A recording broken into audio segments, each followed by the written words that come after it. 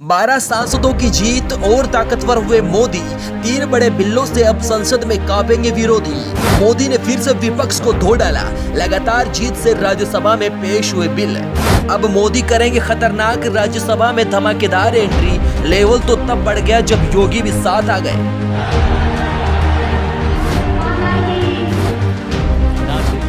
तमाम लोग लो जी, अब तो पीएम मोदी इतने ताकतवर हो गए हैं कि उनका साथ 12 सांसदों ने दे दिया है। लगातार तीसरी बार प्रधानमंत्री बनने के बाद पीएम मोदी अब राज्यसभा में भी उतरेंगे।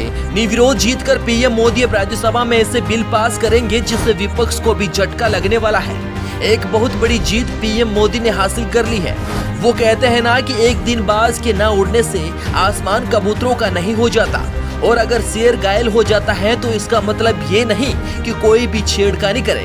शेर अगर घायल होता है तो और भी खतरनाक होता है। यूपी में इंडिया गठबंधन के जीतने के बाद से राहुल गांधी और अखिलेश यादव के पैर जमीन पर नहीं बल्कि आसमान में ज्यादा चलते हैं। लेकिन पीएम मोदी की ताकत देख विपक्ष के रोंगटे खड़े हो गए हैं। आखिर ऐसा क्या हुआ और हम ऐसा क्यों बोल रहे हैं, ये भी आपको थोड़ी देर में पता चल जाएगा।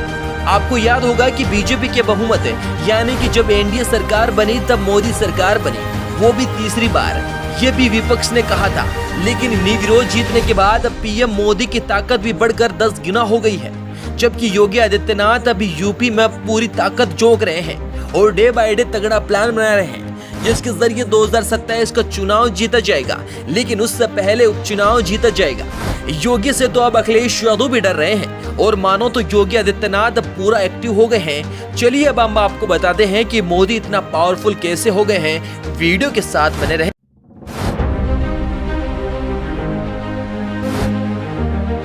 हम दोनों का लक्ष्य राज्यसभा में एनडीए को बहुमत मिल गया है।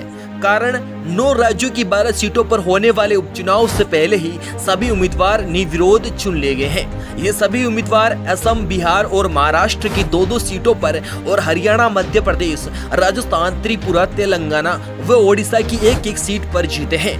इनमें बीजेपी के 9, कांग्रेस का 1, एनसीपी यानी कि अजित पवार का 1 और राष्ट्रीय लोक मोर्चा की 1 सदस्य निर्वाचित हुआ है। इसके साथ ही राज्यसभा में एनडीए का आंकड़ा मनोनीत और निर्दलीय सदस्यों के साथ समर्थन के साथ बहुमत से छू लिया गया है। 12 सीटों पर निर्विरोध चुनाव के बाद अब राज्यसभा में बीजेपी की संख्या बढ़कर 96 हो गई है।